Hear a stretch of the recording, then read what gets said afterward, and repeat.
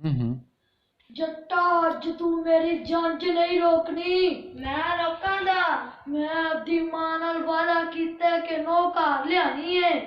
तू लेके आई है बत्ती जड़ी अंग्रेज च जड़ी अमेरिका च जड़ी बंदूक आई है 32 गोलियां ने पैंदियां ने 32 जने ने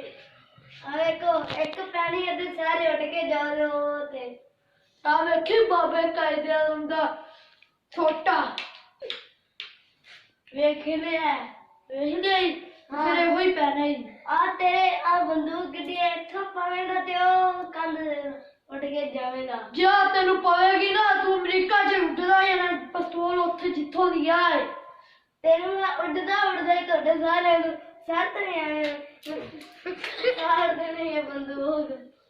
गोली बंदूक तेरे को संभाल ही नहीं आंदी ते तू गला चढ़ा के फिटना बंदूक छोड़ बड़ी वड्डी है मैं पर अच्छा एने पड़ी थी शायद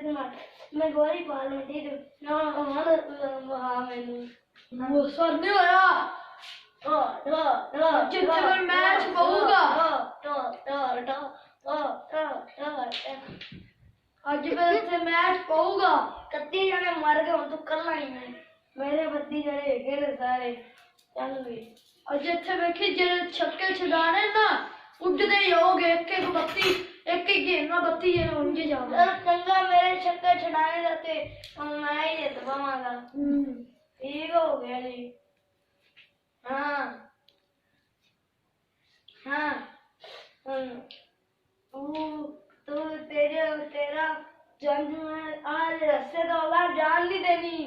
इत्थे तेनू भी जांदे नाल तेनू इंज मारना लगे हो जंज गई पूरी रात तेरे नाल गल्लां करदियां रहने रात ना एक तेनू सोटा पाऊंगा तो तेरी गल्लां हुणे इत्थे निकल जानियां ने मगरिब तो हुण हो गई है बस निशान लगे ईशा ते तेरा जनाजा जांदा होएगा इंज पएगा नहीं तेरा पावे लगे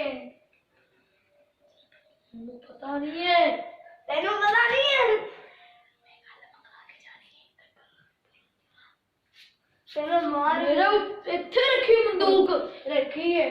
ते इधरों इंज पाएगा तो तेरे लग पता आएगा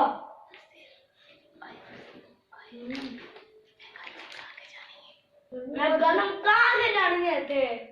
मैं भी मका के जानी मैं भी फिर कच्चा खिलाड़ी नहीं हूँ फिर मका दे थे होंगे मैं भी कच्चियां गोलियां नहीं खेलियां मैं भी पक्कियां गोलियां खेलियां ही आपा पक्कियां गोलियां खेलियां तू कच्चियां खेलियां ने हिसाब ला नहीं तू ही ला ली बंदूक एक पाए ते ओ वाले बैग को लड़ के जावेगा या तेन पएगी तू एक उड़दा ही है मैं तो इत्थे ही बैठे ने बस पीड़ होनी है तू बंदूक अच्छा बच्चे मैं इंज मारनी तू इधर हो जा मैं साथ ही नहीं तेरे